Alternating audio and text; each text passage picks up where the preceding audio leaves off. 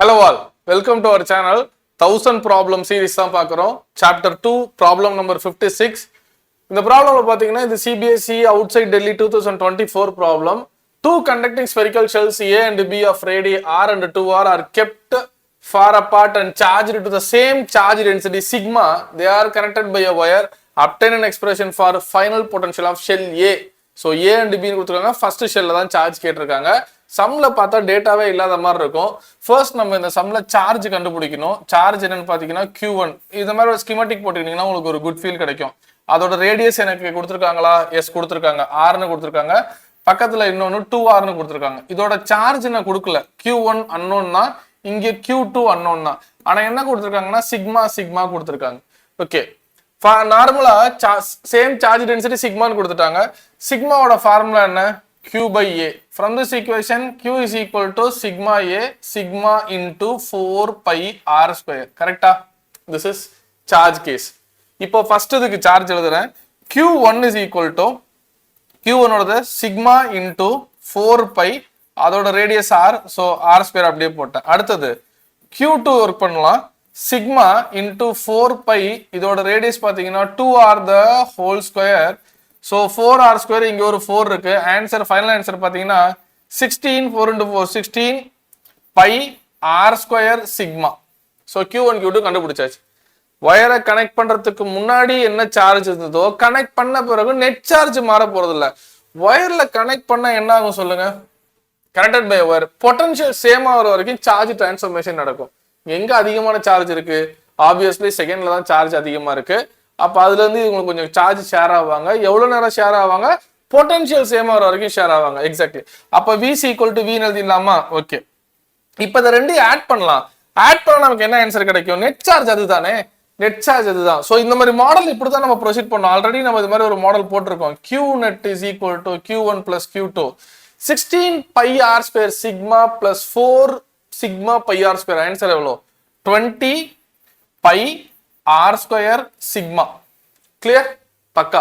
ரெண்டையும் ஆட் பண்ணிட்டோம். ஓகே, இப்போ வயரை கனெக்ட் பண்ண பிறகு பொட்டன்ஷியல் சேம். இதோ potential. So K Q1 dash by அந்த K அப்படி எழுதிடலாமா? Okay fine. இப்படி எழுதலாம். K Q1 dash by R. R யாரு? R தான். அடுத்ததுல K Q2 dash by 2R. பக்கா. K cancel, RR cancel. So இதுல நான் என்ன எழுதலாம்னா Q2 dash is equal to 2Q1 dash. அவ்வளவுதான். Very important. Q2 dash is equal to 2Q1 dash. இது connect பண்ண பிறகு நடக்கிறது. Okay fine. இப்போ கனெக்ட் பண்ண பிறகு Q1 டேஷும் Q2 டேஷும் சேர்ந்து எவ்வளவு இருப்பாங்க? கனெக்ட் பண்றதுக்கு முன்னாடி என்ன இருந்ததோ அதானே இருப்பாங்க. Q net. அந்த ஆன்சர் தான் இது 20 pi R square sigma. So இப்போ கனெக்ட் பண்ண பிறகு Q1 dash plus Q2 dash is equal to 20 pi R square sigma. Fine, நல்லா புரியும் நினைக்கிறேன். இங்க Q2 dash என்ன எழுதலாம்? 2Q1 எழுதலாம். Q1 dash. அப்ப Q2 dash 2Q1 dash, already ஒரு Q1 dash இருக்கு, which is equal to 20 pi R square sigma. Clear? So what is the final charge in first sphere after connecting the wire is Q1 dash plus 2Q1 dash 3. Right? 3Q1 dash is equal to 20 pi R square sigma. அப்ப Q1 எவ்வளோ? Q1 is equal to 20 pi R square sigma by 3. Clear? Yes. கேட்டிருக்கிறது potential, அப்படியே சார்ஜ்னு விட்டுறக்கூடாது. அப்போ connect பண்ண பிறகு potential என்ன? V1 dash is equal to KQ1 dash by R. Connect பண்ண பிறகு ஃபர்ஸ்ட் ஸ்பியர்ல உள்ள ஃபைனல் பொட்டன்ஷியல் K ஓட வேல்யூ என்ன? 1 by 4 pi epsilon naught. Q1 dash ஓட value 20 pi R square sigma by 3. கீழே ஒரு R இருக்கு, அதை மறந்துடக்கூடாது. Very important R. So Q1 அப்படியே எடுத்து எழுதிட்டேன். K 4 pi epsilon போட்டேன், R போட்டேன். இதில் யாரு கேன்சல் ஆவாங்க கேட்டீங்கன்னா pi கேன்சல். இதை கேன்சல் பண்ணீங்கன்னா ஒரு 5 இருக்கும்.